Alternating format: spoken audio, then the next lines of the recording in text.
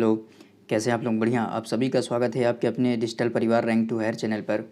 आज का मोटिवेशनल जो थॉट है कि मंजिल यूं ही नहीं मिलती राहों को, मंजिल यूं ही नहीं मिलती राहों को, जुनून सा दिल में जगाना पड़ता है। पूछा चिड़िया से कि घोंसला कैसे बनता है, पूछा चिड़िया से कि घोंसला कैसे बनता है, बोली कि तिनका उठाना पड़ता है, बोली कि तिनका उठाना पड़ता है। आइए आगे बढ़ते हैं। आज की जो महत्वपूर्ण सुर्खियां हैं, महत्वपूर्ण जो बिंदु हैं उनको देखते हैं। प्रधानमंत्री नरेंद्र मोदी 18 अप्रैल से गुजरात के 3 दिन के दौरे पर। सेना कमांडरों का सम्मेलन आज से 18 अप्रैल से नई दिल्ली में शुरू हुआ। आकाशवाणी ने प्रतियोगी परीक्षाओं की तैयारी करने के लिए एक साप्ताहिक संवाद जो कार्यक्रम है अभ्यास शुरू किया है। वर्ल्ड बैंक ने भारत में 8 वर्ष में कहा कि गरीबी 12.3% कम हुई है 8 वर्षों में। प्रधानमंत्री जनधन योजना के बारे में देखेंगे। उपराष्ट्रपति एम वेंकैया नायडू आंध्र प्रदेश के दौरे पर हैं। ऑफिस फाइलों हैं उनके निपटारा करने में जम्मू कश्मीर देश में पहला स्थान है। मतलब डिजिटल माध्यम से ई ऑफिस फाइलों के निपटारा करने में जम्मू कश्मीर क्या है, देश में पहले स्थान पर। आइए आगे बढ़ते हैं ये आपके पीएम मोदी और WHO चीफ डॉक्टर टेड्रोस। आइए समझते हैं इसके बारे में कि पीएम नरेंद्र मोदी आज से 3 दिन के गुजरात के दौरे पर होंगे। WHO चीफ भी पहुंचेंगे। प्रधानमंत्री नरेंद्र मोदी आज से 3 दिन से अब 3 दिन के गुजरात दौरे पर होंगे। इस दौरान वह कई विकास परियोजनाओं की आधारशिला रखेंगे। इस दौरान पीएम मोदी गांधीनगर, बनासकांठा, जामनगर और दाहोद में कार्यक्रमों में शामिल होंगे। वहीं WHO के महानिदेशक डॉक्टर टेड्रोस गेब्रेयसस भी 3 दिवसीय भारत यात्रा पर आ रहे हैं। वह पीएम मोदी के साथ कुछ कार्यक्रमों में हिस्सा लेंगे। बता दें कि जामनगर में मंगलवार को PM Modi WHO global centre for traditional medicine की आधारशिला रखेंगे। आपसे पूछा जा सकता है कि प्रधानमंत्री के द्वारा किस शहर में WHO global centre for traditional medicine की आधारशिला रखी गई है। इससे पहले WHO के महानिदेशक डॉक्टर टेड्रोस सोमवार को राजकोट पहुंचेंगे और इसके साथ ही मॉरिशस के प्रधानमंत्री प्रविंद कुमार जगन्नाथ भी सोमवार को राजकोट पहुंच रहे हैं। ठीक, पीएम बोले किसानों को सशक्त बनाएगी परियोजनाएं। सोमवार को गुजरात पहुंचने पर प्रधानमंत्री नरेंद्र मोदी विद्या समीक्षा केंद्र का दौरा करेंगे। पीएम मोदी ने कहा कि मैं इस दौरान उन लोगों के साथ बातचीत भी करूंगा जो शिक्षा क्षेत्र में काम कर रहे हैं। इसके लिए पीएम मोदी बनासकांठा में मंगलवार को बनास डेयरी परिसर में क्या कार्यक्रम है उसमें हिस्सा लेंगे। इस दौरान एक नए डेयरी परिसर और आलू प्रसंस्करण संयंत्र का भी उद्घाटन करेंगे। इंपॉर्टेंट हो गया, एक डेयरी परिसर और एक आलू प्रसंस्करण जो संयंत्र है उसका भी उद्घाटन करेंगे बनासकांठा में। मंगलवार को WHO global centre for traditional medicine की आधारशिला भी रखी जाएगी। पीएम मोदी ने कहा कि ये दोनों परियोजनाएं स्थानीय किसानों को सशक्त बनाएंगी, साथ ही कृषि डेयरी क्षेत्र में मूल्यवर्धन में योगदान देंगी। इसके बाद पीएम मोदी बुधवार को गांधीनगर के महात्मा मंदिर में वैश्विक आयुष निवेश और नवाचार शिखर सम्मेलन में हिस्सा लेंगे। इसके बाद वह आदिवासी महासम्मेलन दाहोद में शिरकत करेंगे जो गरीब और हाशिए के समुदाय को सशक्त बनाने में केंद्रित है।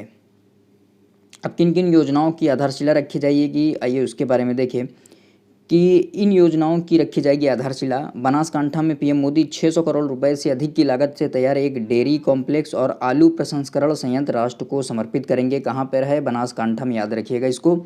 इसके साथ ही पीएम बनास सामुदायिक रेडियो स्टेशन को समर्पित करेंगे। प्रधानमंत्री ऑफिस पीएमओ ने कहा कि रेडियो स्टेशन लगभग 1700 गांवों के 5 लाख से अधिक किसानों से जुड़ेगा। पीएम नरेंद्र मोदी गांधीनगर में स्कूलों के कमांड एंड कंट्रोल सेंटर का भी दौरा करेंगे। इसके अलावा दाहोद में पीएम मोदी आदि जाति महासम्मेलन में शिरकत करने के साथ ही 22,000 करोड़ रुपए की कई विकास परियोजनाओं का उद्घाटन करेंगे, शिलान्यास करेंगे। साथ ही उत्पादन इकाई में 9000 HP इलेक्ट्रिक लोकोमोटिव के निर्माण की आधारशिला भी रखेंगे। आइए आगे बढ़ें। सेना कमांडरों का सम्मेलन आज से नई दिल्ली में शुरू हो चुका है। सेना कमांडरों का सम्मेलन आज से 18 अप्रैल से नई दिल्ली में शुरू हो गया है जो 22 अप्रैल तक चलेगा। यह सम्मेलन वर्ष में 2 बार आयोजित होता है, मतलब छमाही। वर्ष में 2 बार हो गया तो छमाही कार्यक्रम आयोजित होता है। कमांडर सम्मेलन एक संस्थागत मंच है जिसमें सेना संबंधी विभिन्न मुद्दों पर विचार विमर्श किया जाता है। इसके निष्कर्ष भारतीय सेना के महत्वपूर्ण नीतिगत निर्णय लेने में सहायक होते हैं।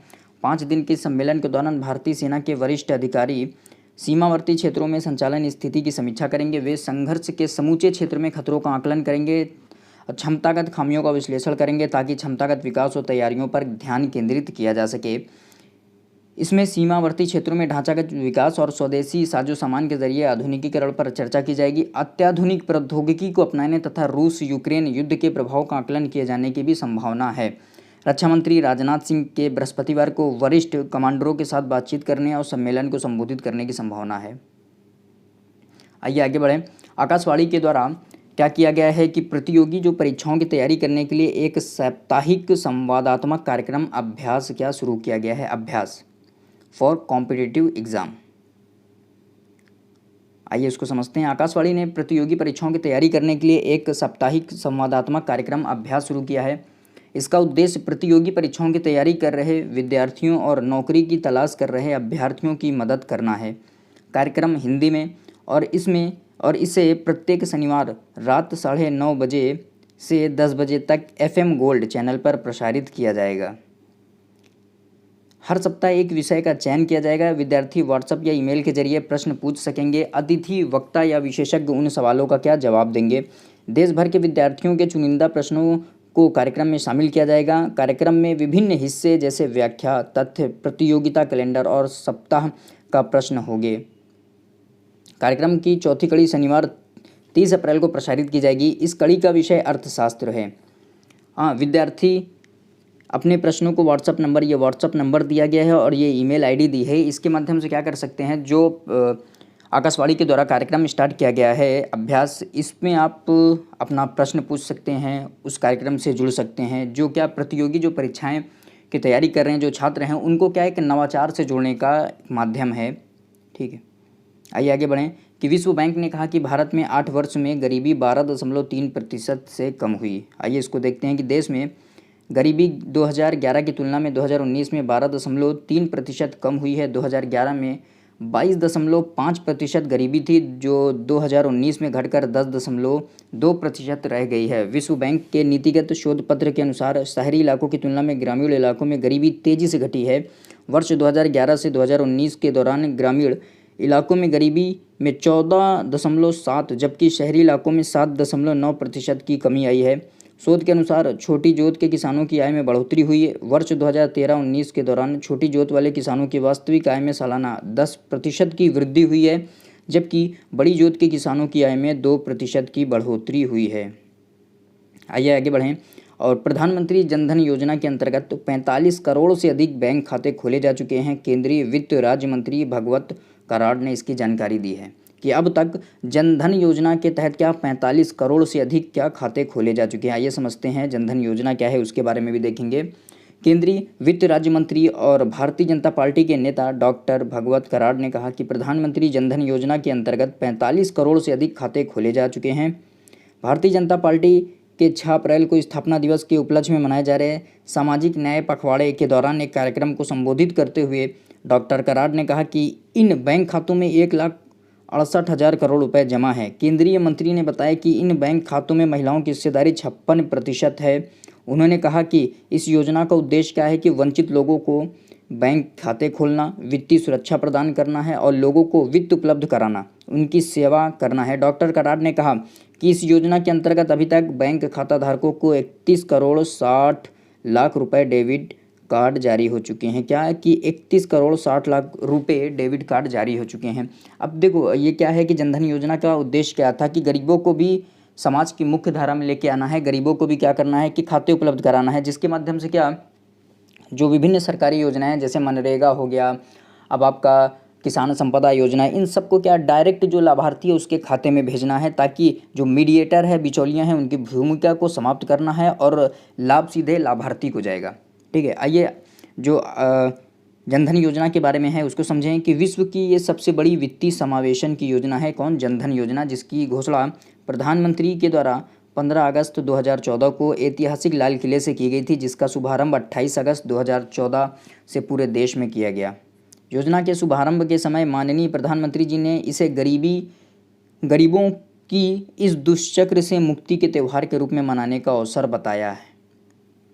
आइए समझें कि Guinness book of world record में प्रधानमंत्री जो जनधन योजना थी उसको शामिल किया गया है। Guinness book of world record ने भी प्रधानमंत्री जनधन योजना के तहत प्राप्त उपलब्धियों को सराहा है। इसमें यह कहते हुए प्रमाण पत्र जारी किया गया है कि वित्तीय समावेशन अभियान के एक भाग के रूप में एक सप्ताह में जो सबसे अधिक बैंक खाते खोले गए हैं उनकी संख्या है कि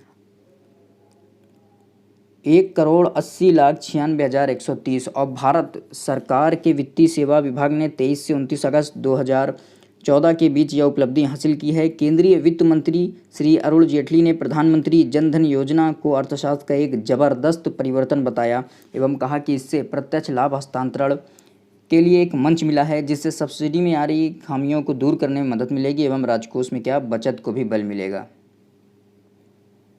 आइए आगे बढ़ें कि उपराष्ट्रपति एम वेंकैया नायडू आज आंध्र प्रदेश के मछलीपट्टनम में श्री पिन्ना मानेगी कोटेश्वर राव की प्रतिमा का क्या अनावरण करेंगे। उपराष्ट्रपति एम वेंकैया नायडू आज आंध्र प्रदेश के मछलीपट्टनम में श्री पिन्ना मानेगी कोटेश्वर राव की प्रतिमा का अनावरण करेंगे। श्री पिन्ना मानेनी कोटेश्वर राव ने कृष्णा जिला परिषद के अध्यक्ष के रूप में 27 वर्ष तक कार्य किया है। श्री नायडू विजयवाड़ा के निकट अतकुरू में स्वर्ण भारत ट्रस्ट के कार्यक्रमों में भाग लेंगे। बाद में उपराष्ट्रपति विशाखापट्टनम के लिए रवाना होंगे। वे कल विशाखापट्टनम के कई कार्यक्रमों में भाग लेंगे। आइए अगला है कि ई ऑफिस मतलब जो डिजिटल माध्यम है, डिजिटली रूप से बढ़ावा देने के लिए जम्मू कश्मीर को देश में पहला स्थान मिला है कि ई ऑफिस पर फाइलों का निपटारा करने में जम्मू कश्मीर को देश में पहला स्थान मिला। आइए इसको समझें कि केंद्र शासित प्रदेश जम्मू कश्मीर में सरकार ई ऑफिस के माध्यम से जवाबदेही और सार्वजनिक वितरण सेवा प्रणाली को बढ़ावा दे रही है। सभी विभागों में इससे प्रभावी और पारदर्शी कार्य प्रणाली को बढ़ावा मिल रहा है। ई ऑफिस के कार्यान्वयन से फाइलों के निपटान की दर अब 96% से अधिक उच्च स्तर पर पहुँच गई है। 305 विभाग अध्यक्ष अब ई ऑफिस पर हैं, जबकि सभी अधिकारियों के लिए ई फाइलें सुलभ हैं। सितंबर 2021 में सरकार ने सभी विभाग अध्यक्षों से ई ऑफिस प्रणाली अपनाने को कहा था। जम्मू कश्मीर देश का पहला केंद्र शासित प्रदेश है जो ई ऑफिस पर फाइलों का निपटारा कर रहा है। वर्तमान में 180 सेवाएं फीडबैक विकल्प के साथ ऑनलाइन दी जा रही है। जम्मू कश्मीर में ई ऑफिस व्यवस्था शुरू होने के बाद से ही सचिवालय में डाक या ऑफलाइन फाइलों की व्यवस्था खत्म कर दी गई है। निसंदेह इस व्यवस्था से सरकारी कामकाज में पारदर्शिता आई है और नागरिक सेवाओं में बढ़ोतरी हुई है और बेहतरी हुई है। ठीक, ये थे आज के इंपॉर्टेंट प्रश्न जिनकी हमने चर्चाएं की। कैसी लगी आपको वीडियो को लाइक शेयर कमेंट कीजिएगा, चैनल को सब्सक्राइब कीजिएगा। आज